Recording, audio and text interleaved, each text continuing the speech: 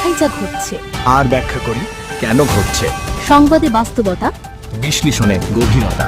Masan TV, সাংবাদিকতার নতুন দিগন্ত সূচনায় Masan TV, একটি স্বাধীন ও নিরপেক্ষ গণমাধ্যম।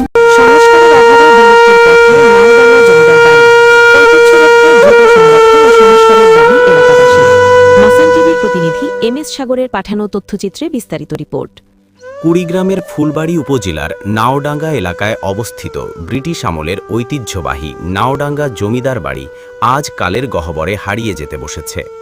দীর্ঘদিন ধরে সংস্কার ও সংরক্ষণের অভাবে এ ঐতিহাসিক স্থাপনাটি এখন ধ্বংসের দ্বারপ্রান্তে। ইতিহাস ও ঐতিহ্যের গুরুত্বপূর্ণ এই নিদর্শন রক্ষায় দ্রুত সরকারি উদ্যোগ গ্রহণের দাবি জানিয়েছেন স্থানীয় এলাকাবাসী ও সচেতন মহল। নাওডাঙ্গা জমিদার বাড়ি একসময় কুচবিহারের মহারাজা শ্রী জগদীপেন্দ্র নারায়ণ ভূপ বাহাদুরের পূর্বভাগ চাকলার অন্তর্গত একটি গুরুপূর্ণ জমিদারি এলাকা ছিল। অবিভক্ত ভারতবর্ষের পূর্বে বাহাদুর খেতাবপ্রাপ্ত শ্রী শ্রী শ্রীযুক্ত বাবু প্রমোদা রঞ্জন বক্সী এই জমিদার বাড়ি নির্মাণ করেন। তিনি নাওডাঙ্গা জমিদার বংশের প্রতিষ্ঠাতা বলে ইতিহাসে পরিচিত।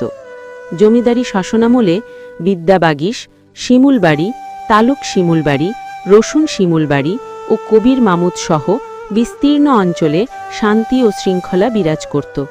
শিক্ষা, শিল্প ও সংস্কৃতির প্রতি গভীর অনুরাগী জমিদার বাহাদুর বিশ্বেশ্বর প্রসাদ বক্সীর উদ্যোগে সে সময় এলাকায় একটি মাইনর স্কুল প্রতিষ্ঠিত হয়, যা ওই অঞ্চলের শিক্ষা বিস্তারে গুরুত্বপূর্ণ ভূমিকা রাখে।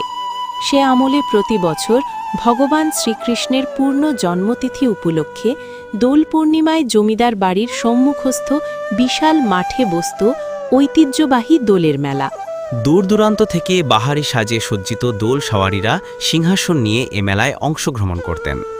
এ মেলা ছিল সামাজিক সম্প্রীতি ও সাংস্কৃতিক ঐতিহ্যের এক অনন্য মিলন মেলা।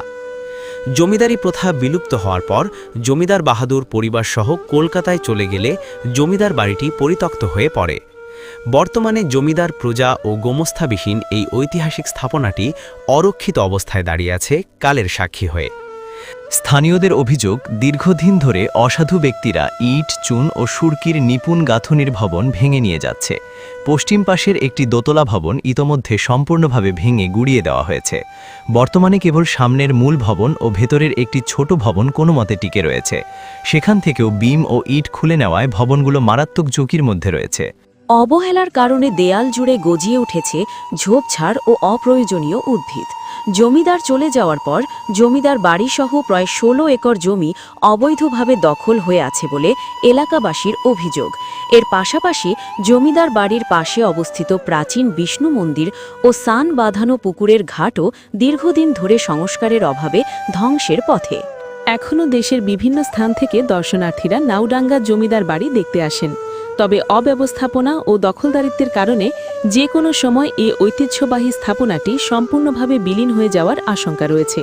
স্থানীয় সচেতন মহলের মতে, নাওডাঙ্গা জমিদার বাড়ি, বিষ্ণু মন্দির ও শান বাঁধানো পুকুরের ঘাট দ্রুত সংস্কার ও সংরক্ষণ করা হলে এটি একটি গুরুত্বপূর্ণ ঐতিহাসিক ও পর্যটন কেন্দ্র হিসাবে গড়ে উঠতে পারে। এখানে মূলত অনেক লোক দেখতে আসে।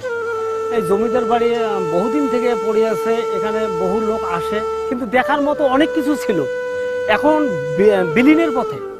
সরকার যদি এটাকে পূর্ণ নজর দিত, তাহলে এখানে একটা পর্যটন এলাকা হিসেবে পরিণত হতো, মানুষজন আসতো, আমরা হয়তো ওখান থেকে কিছু ব্যবসা বাণিজ্য করে আমরা চলতে পারতাম, কিন্তু সেটাও আজকে বিলীনের পথে।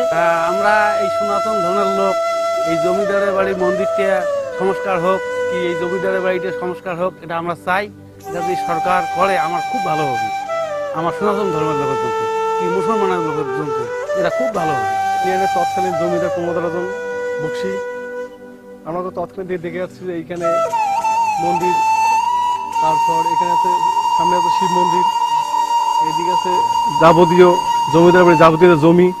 এই জমিদার বাড়ির যে বাড়িটা, এটা বিলীনের পথে, প্রায় ধ্বংসের পথে। তো আমরা সরকারের কাছে জোর দাবি জানাচ্ছি যে এই যে মন্দির, তারপর জমিদার বাড়ির জন্য সংস্কার দ্রুতভাবে করে, এটাই। এখানে বিভিন্ন ওই ক্যামেরাম্যান আসে, বিভিন্ন সাংবাদিক আসে, সরকারি কর্মকর্তা কর্মচারী বিভিন্নভাবে আসে, কিন্তু এর কোনো সংস্কার আমরা এ পর্যন্ত দেখিনি। এখন সংস্কারের অভাবে জিনিসটা প্রায় এখন বিলীনের পথে। এইভাবে হয়তো আস্তে আস্তে একদিন না একদিন এটা বিলীন হয়ে যাবে। যেহেতু আমরা সরকারের দৃষ্টি আকর্ষণ করছি যে সরকারের পক্ষ থেকে যাতে জিনিসটা সংস্কার হয়। রাজবাড়ি এটা প্রায় 100 বছর পূর্বের বাড়ি, আমরা তো দেখে আসছি। কুড়িগ্রাম জেলার ফুলবাড়ি উপজেলার প্রাচীন ঐতিহ্যবাহী প্রাচীন নিদর্শন হিসাবে খ্যাত নাওডাঙ্গা জমিদার বাড়ি একটি ঐতিহাসিক নিদর্শন। ঐতিহাসিক নিদর্শন হিসাবে জমিদার বাড়িটি সংরক্ষণ ও সংস্কার করে একটি পর্যটন কেন্দ্র স্থাপন করলে প্রতি বছর দেশ বিদেশ থেকে হাজার হাজার পর্যটকের আগমন ঘটবে, আর সরকার লক্ষ লক্ষ টাকা রাজস্ব আয় করতে পারবে। সাংবাদিকতার নতুন দিগন্ত সূচনায় মাসান টিভি, একটি স্বাধীন ও নিরপেক্ষ গণমাধ্যম।